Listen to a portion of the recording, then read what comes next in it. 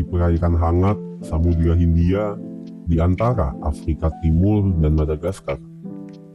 Terdapat sebuah negara kecil yang jarang masuk sorotan dunia. Negara ini tidak besar, tidak kaya, dan tidak sering diperbincangkan. Namun, memiliki kisah yang luar biasa kompleks. Comoros namanya.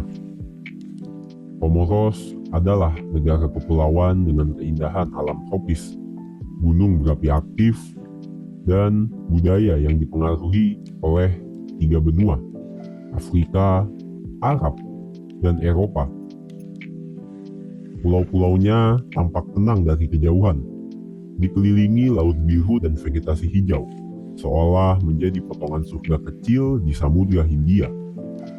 Namun, di balik pesona itu, Comoros juga dikenal sebagai salah satu negara dengan sejarah politik yang paling tidak stabil di dunia. Sekilas, Comoros mirip dengan Fiji.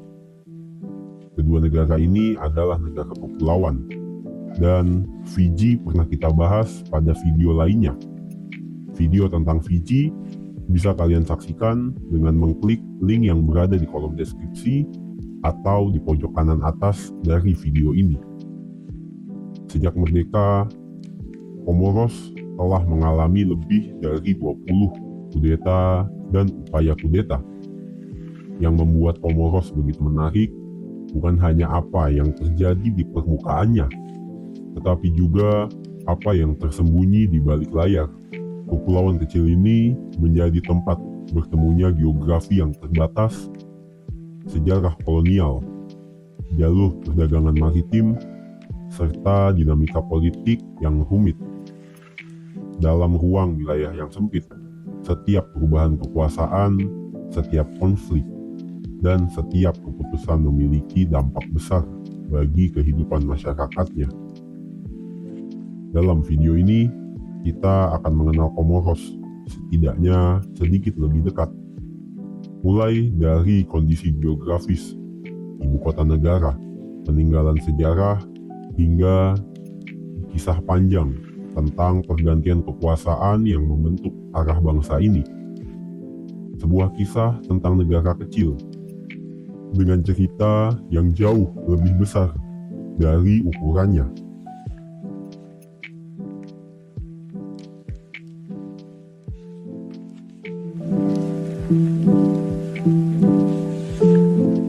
Comoros terletak di bagian barat Samudra Hindia, tepat di jalur laut yang menghubungkan pesisir Afrika Timur dengan Pulau Madagaskar.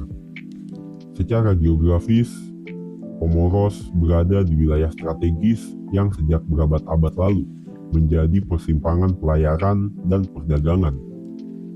Di sebelah barat, daratan Afrika berjarak relatif dekat, sementara di sebelah timur terbentang Madagaskar dengan ekosistemnya yang unik. Letak inilah yang membentuk karakter alam dan budaya Comoros sebagai negeri kepulauan maritim.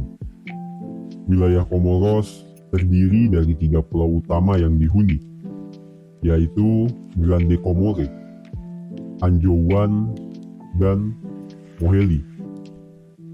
Meskipun ukurannya tidak besar, masing-masing pulau memiliki bentang alam dan kondisi lingkungan yang berbeda. Ketiganya terbentuk dari aktivitas vulkanik, menjadikan Comoros sebagai salah satu negara kepulauan vulkanik di Afrika. Pulau Grande Comore atau Ngazija adalah pulau terbesar sekaligus pusat pemerintahan. Pulau ini didominasi oleh lanskap lava dan tanah hitam hasil letusan gunung berapi. Ikon alamnya adalah Gunung Kartala, salah satu gunung berapi aktif terbesar di Afrika. Gunung ini memiliki kawah luas dan telah beberapa kali mengalami erupsi dalam sejarah modern. Aktivitas Kartala tidak hanya membentuk lanskap pulau, tetapi juga mempengaruhi kehidupan masyarakat, mulai dari kesuburan tanah hingga risiko bencana. Di sisi lain, Pulau Anjouan memiliki karakter yang sangat berbeda. Bentang alamnya lebih bergunung dan hijau, dengan lereng curam serta lembah-lembah subur. Curah hujan di Anjouan relatif tinggi, menjadikannya pulau dengan vegetasi paling lebat di Comoros. Sungai-sungai kecil dan mata air alami tersebar di pulau ini.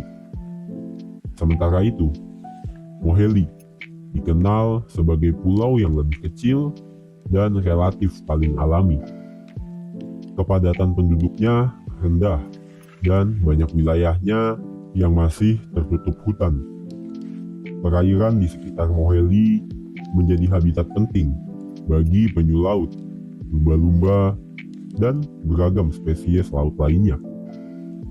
Kawasan Laut Moheli bahkan dilindungi sebagai taman nasional, mencerminkan nilai ekologis yang tinggi. Fenomena alam yang khas dari Comoros adalah keberadaan terumbu karang yang mengelilingi sebagian besar garis pantai. Terumbu ini berfungsi sebagai pelindung alami dari gelombang besar, sekaligus menjadi rumah bagi ekosistem laut yang sangat kaya. Namun, perubahan iklim dan aktivitas manusia mulai memberi tekanan pada sistem alam yang rapuh ini. Kondisi geografis Comoros yang terbatas, terpencil, dan terbentuk oleh kekuatan alam menjadikan negara ini sangat bergantung pada keseimbangan lingkungannya. Alam bukan sekedar latar belakang kehidupan, tapi fondasi utama yang menentukan arah pembangunan, pola pemukiman, bahkan stabilitas sosial di negara kepulauan kecil ini.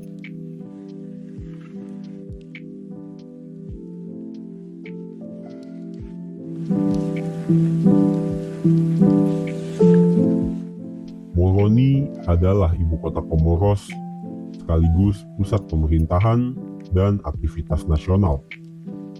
Kota ini terletak di pesisir barat Pulau Grande Comore, menghadap langsung ke Samudra Hindia dengan latar belakang Gunung Kartala yang menjulang. Posisi geografis ini menjadikan Moroni sebagai kota pelabuhan yang sejak lama berperan penting dalam kehidupan ekonomi dan sosial negara. Sebagai ibu kota, Moroni bukanlah kota metropolitan besar. Skala kotanya relatif kecil, dan ritme kehidupannya berjalan tenang. Jalan-jalan sempit, pasar tradisional, serta bangunan rendah mendominasi lanskap kota.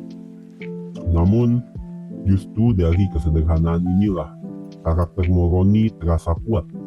Sebuah kota yang hidup dengan laut dan tradisi. Salah satu ikon paling menonjol di Moroni adalah Masjid Agung Moroni. Bangunan ini tidak hanya menjadi pusat ibadah, tetapi juga simbol identitas keagamaan negara.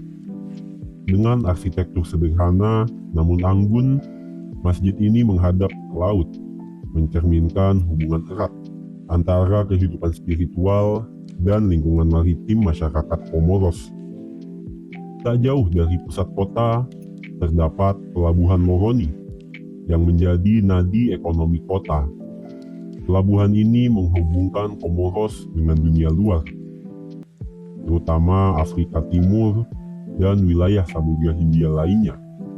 Aktivitas bongkar muat, kapal penumpang, dan perahu nelayan menciptakan suasana hidup yang kontras dengan ketenangan kawasan pemukiman. Selain itu, ada juga kawasan kota tua, tempat rumah-rumah batu dan bangunan bersejarah berdiri rapat di sepanjang lorong-lorong sempit. Kawasan ini memperlihatkan pengaruh budaya Swahili dan Arab yang kuat. Moroni juga menjadi pusat kegiatan pemerintahan dengan gedung-gedung administratif dan institusi nasional yang berlokasi di sekitar pusat kota. Disinilah keputusan penting negara diambil, seringkali dalam konteks politik yang penuh tantangan. Bisa dibilang, kota ini mencerminkan wajah Comoros secara keseluruhan. Sederhana, religius, maritim, dan terus berusaha menyeimbangkan tradisi dengan tuntutan negara modern.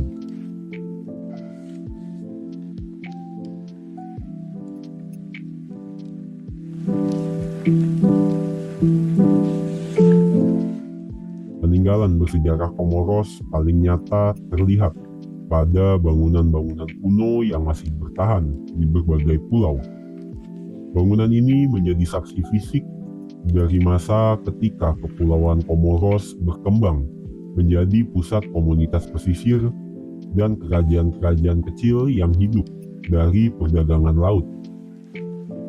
Salah satu peninggalan paling penting adalah Masjid Jumat Moroni atau Ancienne Mosque du Vendredi, yang dikenal sebagai salah satu masjid tertua di Comoros.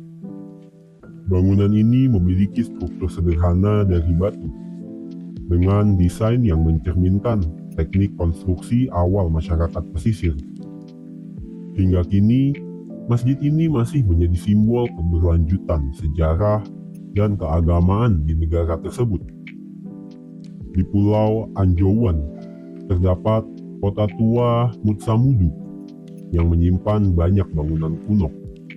Di kota ini berdiri benteng Mutsamudu atau Citadelle de Mutsamudu, sebuah bangunan pertahanan abad ke-18 yang dibangun di atas perbukitan.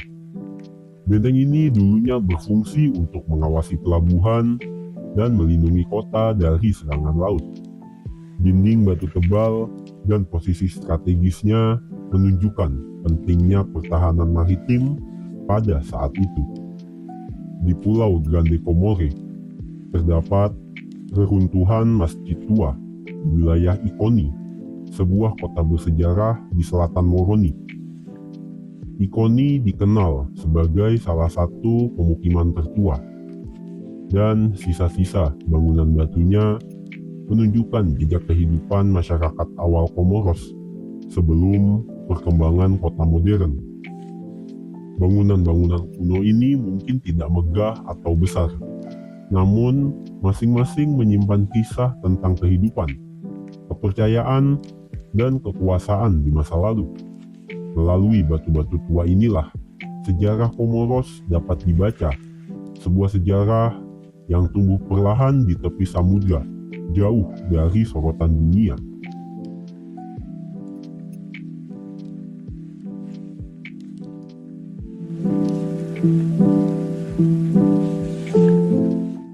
Sejarah politik Comoros setelah kemerdekaan diwarnai oleh ketidakstabilan yang hampir tidak terputus. Sejak memproklamasikan kemerdekaan dari Perancis pada tahun 1975, negara kepulauan ini telah mengalami lebih dari 20 kudeta dan upaya kudeta, menjadikannya salah satu negara dengan catatan pergantian kekuasaan paling sering di dunia. Kudeta pertama terjadi tidak lama setelah kemerdekaan, membuka pola politik yang berulang. Pemerintah silih berganti dalam waktu singkat, seringkali melalui intervensi militer atau kelompok bersenjata. Dalam banyak kasus, pergantian kekuasaan tidak disertai perubahan mendasar pada sistem pemerintahan, sehingga konflik yang sama terus muncul kembali. Salah satu faktor utama di balik rangkaian kudeta ini adalah persaingan antara elite politik dan antar pulau. Sebagai respon terhadap ketegangan politik yang berkepanjangan, Comoros kemudian mencoba mencari jalan keluar melalui reformasi sistem pemerintahan.